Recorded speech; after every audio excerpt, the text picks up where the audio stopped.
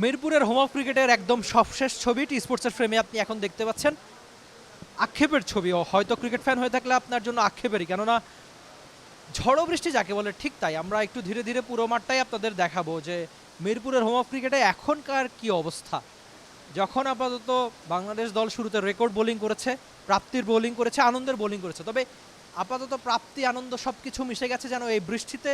আক্ষেপ, অপেক্ষা বাড়ছে ক্রিকেট ফ্যানদের জন্য। আমি অবশ্য মিরপুরের গ্যালারিগুলো একটু দেখানোর চেষ্টা করবো আপনাদের ধীরে ধীরে, যে এই পাশের গ্যালারিগুলোতে শেড রয়েছে যেখানে দর্শকরা হয়তো একটু বৃষ্টি থেকে বাঁচতে পারছেন। কিন্তু আপনি যদি হোম অফ ক্রিকেটের কথা চিন্তা করেন, যা ড্রেনেজ সিস্টেম পুরো ওয়ার্ল্ড ক্রিকেটের অন্যতম সেরা, গ্যালারির এই পাশটাতে শেড থাকলেও, দর্শকরা বাঁচার ব্যবস্থা থাকলেও, বাকি একটা সাইডে যেখানে মিরপুরের হোম অফ ক্রিকেটে হয়তো সামনে পুরো গ্যালারিতে শেড বসানো হবে নিয়ে একটা আলোচনা করছেন বিসিবি প্রেসিডেন্ট তামিম ইকবাল খান। আমরা ধীরে ধীরে পুরো গ্যালারিটা আপনাদের দেখানোর চেষ্টা করছি, যে ব্যাপারটা অবশ্যই বাংলাদেশ দলের জন্য আক্ষেপের, বাংলাদেশের ক্রিকেট ফ্যানদের জন্য আক্ষেপের। ঝড়ো বৃষ্টি মিরপুরের হোম অফ ক্রিকেটে, এই শেডগুলোতে প্রচুর ক্রিকেট ফ্যান হয়ে থাকে এবং এই মাঠের টিকিটের মূল্য সবচেয়ে কম হচ্ছে এখানে।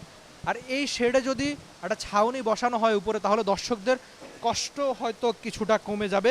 আপনারা নিশ্চয়ই তা চাইবেনই। তবে মিরপুরে আপাতত একদম ঝড়ো বৃষ্টি যাকে বলে, এই বৃষ্টি যখন থামবে তখন আবার আপনাদের মিরপুরের হোম ক্রিকেট থেকে সবশেষ আপডেটগুলো জানানো হবে। আপাতত যেটা সবচেয়ে আক্ষেপের ছবি, যে একজন ক্রিকেট ফ্যান হিসেবে আপনি দেখতে চান মাঠের ক্রিকেটে খেলাটা গড়াক, সেটা আমরাও দেখতে চাই। দেখা যাক বৃষ্টি কখন থামে, কখন আবার কাভার সরানো হয়, খেলাটা কখন গড়ায়, তার জন্য আপনি অপেক্ষা করতেই পারেন।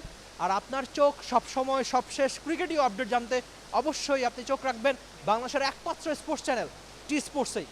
For more updates, subscribe to our YouTube channel and click on the bell icon.